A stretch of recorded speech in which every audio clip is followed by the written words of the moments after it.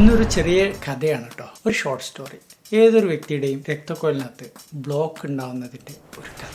ഈ കഥ ഞാൻ പറയാൻ കാരണം പല ആളുകളും എന്നോട് ചോദിക്കാറുണ്ട്, രക്തക്കൊഴലിൽ കൊഴുപ്പ് അടിഞ്ഞു കൂടിയിട്ട് ബ്ലോക്ക് ഉണ്ടാവില്ല എന്ന്. ആലോചിക്കുമ്പോൾ വളരെ സിമ്പിളാണ്. നമ്മുടെയൊക്കെ മൈൻഡിൽ കൊളസ്ട്രോൾ ഇങ്ങനെ രക്തക്കൊഴലിലൂടെ അടിഞ്ഞു കൂടി അതിങ്ങനെ ഒരു ബ്ലോക്കായിട്ട് മാറുക.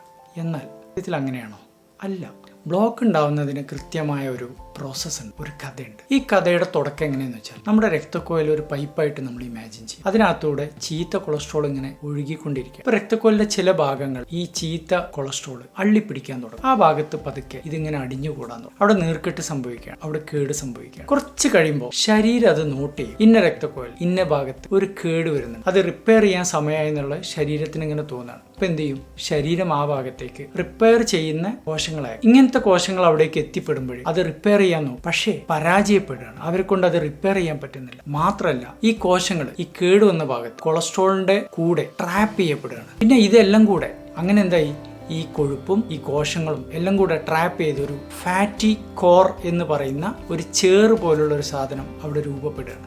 ഇങ്ങനെ രൂപപ്പെട്ട ചേറിന് ഒരു കവറിങ്ങും കൂടെ രൂപപ്പെടും. ഇതിന് ഫൈബ്രസ് ക്യാപ്പ് എന്ന് പറയും. ശരീരം പിന്നെ വെയിറ്റ് ചെയ്യാണ് ഈ കേട് എങ്ങനെ റിപ്പയർ ചെയ്യാം. അങ്ങനെ പതുക്കെ പതുക്കെ കുറച്ചുകൂടെ കാലം കഴിയുമ്പോൾ ശരീരം അവിടെ ഒന്ന് സിമെന്റ് ഇട്ട് കൊടുക്കാൻ നോക്കും. നമ്മുടെ വീട്ടിലൊക്കെ ചുമരിൽ കേട് വന്നാൽ നമ്മളൊന്ന് സിമെന്റ് ഇട്ട് കൊടുക്കും. അതുപോലെ ശരീരം റിപ്പയർ ചെയ്യുന്നത് കാൽഷ്യം ഉപയോഗിച്ചിട്ടാണ്. ശരീരത്തിലെ സിമെന്റ് ആണ് ഈ കാൽഷ്യം. അങ്ങനെ കാൽഷ്യം ഇട്ട് റിപ്പയർ ചെയ്യുമ്പോൾ പതുക്കെ പതുക്കെ രക്തക്കൊഴൽ ഇങ്ങനെ കട്ടി കൂടി. കാരണം നമുക്കറിയാം കാൽഷ്യം എല്ലും പല്ലൊക്കെ കാൽഷ്യം ആണല്ലോ. അപ്പൊ ആ ഒരു കട്ടി, ആ ഒരു ഹാർഡ്നെസ് ഈ പറഞ്ഞ ബ്ലോക്കിലും രക്തക്കൊഴലൊക്കെ ഉണ്ടാവുക. ഈ കഥ ഇവിടെ അവസാനിക്കുന്നില്ല. ഇതിന്റെ ക്ലൈമാക്സ് എത്തിയിട്ടില്ല. ക്ലൈമാക്സ് എപ്പോഴാണ്? ഈ പറഞ്ഞ ചേറിന്റെ പുറമേയുള്ള കവറിങ് അതൊന്ന് പൊട്ടുക നേരം ചെറിയൊരു വിള്ളൽ പല കാരണം കൊണ്ട് സംഭവിക്കാം. അങ്ങനെ വിള്ളൽ വന്നത് പൊട്ടിയാൽ ഈ പൈപ്പിനകത്തൂടെ പോകുന്ന രക്തപ്രവാഹത്തിൽ പെട്ടെന്ന് ക്ലോട്ട് രക്തക്കട്ടകൾ ഫോം ചെയ്യാണ്. അങ്ങനെ വരുമ്പോൾ എന്തായി? ആ രക്തക്കട്ട വളരെ വലുതാവുന്നത് കാരണം പൈപ്പിലുള്ള രക്തോട്ടം മുഴുവൻ ഒറ്റയടിക്ക് നിന്നു പോവാണ്. ഇതിനൊരു പേര് നിങ്ങൾക്ക് എല്ലാവർക്കും അറിയാം, ഹാർട്ട് അറ്റാക്ക്. ചുരുക്കി പറഞ്ഞാൽ ആ ഷോർട്ട് സ്റ്റോറി ഹാർട്ട് അറ്റാക്ക് എന്നുള്ള ഒരു ക്ലൈമാക്സിൽ എത്തിപ്പെടുകയാണ്.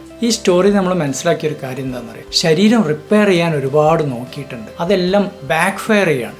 അതിനുശേഷമാണ് അറ്റാക്കിലേക്ക് എത്തിപ്പെടുന്നത്. നമ്മുടെ ശരീരത്തെ നമുക്ക് കുറ്റപ്പെടുത്താൻ പറ്റില്ല. പക്ഷേ ശരീരത്തിനെ ഈ ഒരു അവസ്ഥയിലേക്ക് എത്തിക്കുന്ന ചില സാഹചര്യങ്ങളുണ്ട്. അത് ഷുഗറാണ്, പ്രഷറാണ്, കൊളസ്ട്രോളാണ്, പാരമ്പര്യമാണ്, പുകവലിയാണ്. ഇനി ഞാൻ ഈ പറഞ്ഞ കഥ വേറെ ഒരു നല്ല ക്ലൈമാക്സിലേക്ക് എത്തിക്കാനും നമുക്കൊരു മാർഗം അടിഞ്ഞുകൂടി.